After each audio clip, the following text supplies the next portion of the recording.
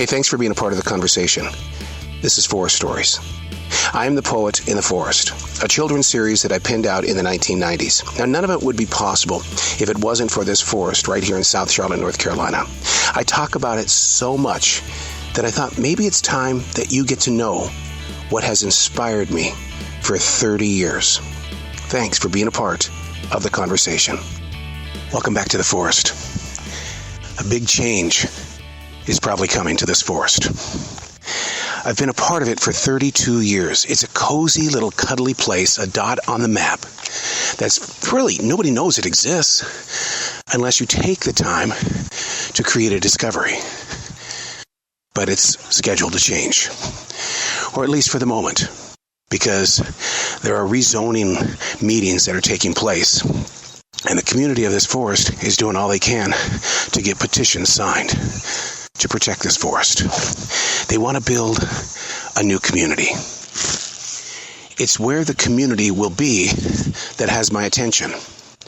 Here in the South, we are blessed to have these things called flatland swamps.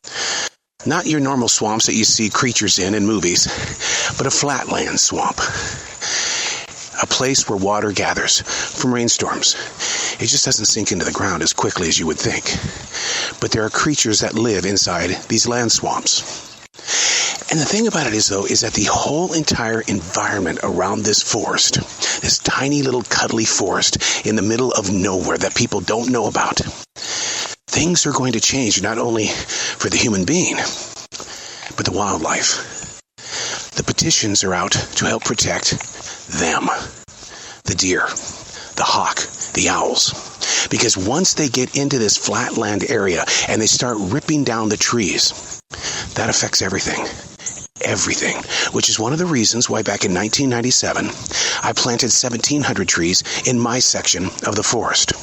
There was so much human selfishness going on that they removed all of these trees, which put other animals in other areas. So it became my goal to create a refuge, a place where they could go to rest. And this land swamp, which they're going to put a bridge over it into this community, which I have nothing against, but they're not thinking about the animals. It's the human ego. I understand it. We all need homes.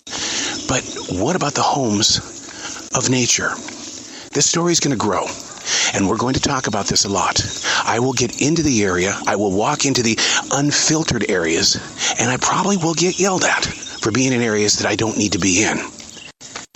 But I want to document this change in this forest that has been a part of my life for 32 years. This is where I come to write. This is where I receive. And if you think I'm the only one, I'm not sure that's true. We just don't sit around in circles and talk about how this energy moves through each and every one of us. I'm Arrow. Thanks for being a part of the conversation.